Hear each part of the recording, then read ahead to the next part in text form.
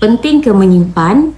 Ramai orang tahu menyimpan itu penting, tapi tak ramai yang benar-benar menyimpan. Kita selalu rasa belum masanya, duit tak cukup atau nanti baru nak mula.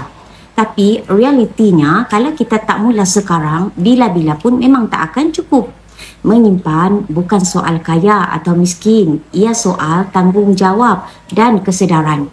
Kita simpan bukan sebab kita ada duit lebih, tapi sebab kita tahu hidup ini penuh dengan perkara tak dijangka. Duit simpanan inilah yang akan bantu kita waktu kecemasan, waktu terdesak, waktu semua orang menjauh. Duit simpanan tak akan tinggalkan kita.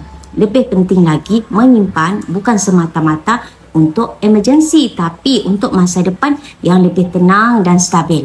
Sama ada untuk pendidikan anak, beli rumah, pergi haji, kahwin atau pencen awal. Semuanya bermula dengan tabiat menyimpan hari ini. Nak lebih selamat, simpan dalam bentuk aset yang kekal, nilainya seperti emas. Tuan-puan, duit makin lama makin susut, tapi emas makin lama makin kukuh nilainya. Jadi penting ke menyimpan? Penting sangat. Malah ia mungkin keputusan paling penting untuk masa depan kita. Jadi, belum ada tabungan yang kukuh? Jom mulakan dengan tabungan emas.